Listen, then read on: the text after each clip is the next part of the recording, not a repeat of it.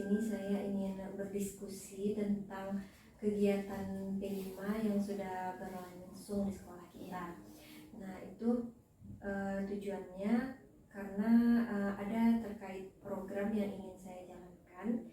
Apakah nanti kita bisa berkolaborasi di kegiatan P5 itu? Nah, itu tujuannya seperti itu. Tapi tentunya saya tidak memaksakan untuk program ini bisa dijalankan. Tentu kita lihat juga kondisi murid kita, apakah memang mereka setuju dengan kegiatan ini nantinya untuk dijalankan. Nah, jadi sebelum masuk ke kegiatan tadi, saya ingin bertanya dulu, mungkin Bu, sambil kita diskusi cerita saja gitu. Ini tentang kegiatan yang meningkatkan kepedulian murid terhadap lingkungan. Nah, Ibu Wilda kan di sini sudah berjalan sekian bulan sebagai koordinator P5 dan di semester sebelumnya juga sudah terlibat dan sebagai fasilitator gitu ya Bu ya. Nah, apakah kegiatan P5 yang sudah berjalan di sekolah kita ini itu sudah ada yang meningkatkan kepedulian murid terhadap lingkungan? Bagaimana menurut Ibu? Kalau untuk kegiatan P5, kalau yang di semester ini itu ataupun yang sudah berjalan, kegiatan P5 ini yang untuk meningkatkan kepedulian murid terhadap lingkungan itu secara spesifik belum.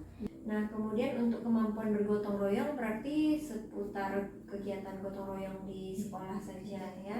Tapi untuk di P5-nya juga belum ada. Oke. Nah, kemudian ini juga berkaitan dengan hasil alam yang ada di daerah kita. Ciri khas daerah kita itu kan tanaman gambir ya. Nah, saya terpikir untuk memanfaatkan hasil alam yang tidak terpakai lagi. Kayak gambir tadi kan kalau misalnya limbahnya itu kan adalah ampasnya. Ya.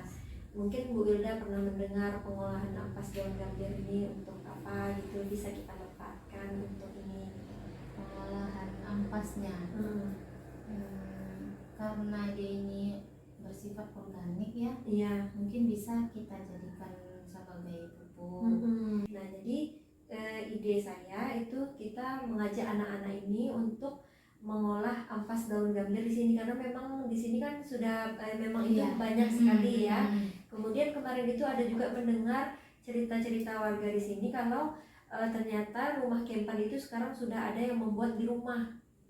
Nggak di kebun lagi, di rumah. Jadi memang karena dia buat rumah kempannya di rumah, ampas tadi banyak berserakan di rumah, akhirnya dibuang aja ke selokan, dibakar. Nah itu jadi kalau misalnya di rumah kan banyak ampas yang bisa diambil anak, tidak perlu jauh-jauh ke rumah kempan, kita kan agak jauh-jauh ke mendaki itu.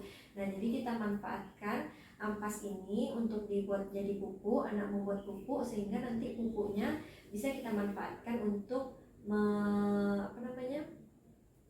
mengelola taman kita tadi sehingga tanaman dan tumbuhannya subur.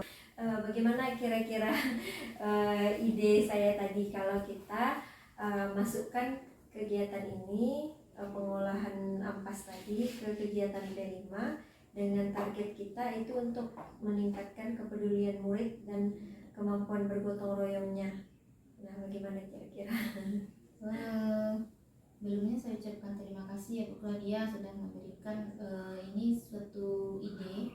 Ya, saya sebagai koordinator mungkin ini bisa nanti kita masukkan di dalam sebagai kegiatan tambahan di dalam kegiatan P5. Karena saya pikir ini memang bagaimana ya? Ini karena alat dan bahannya ini sangat dekat dengan kita.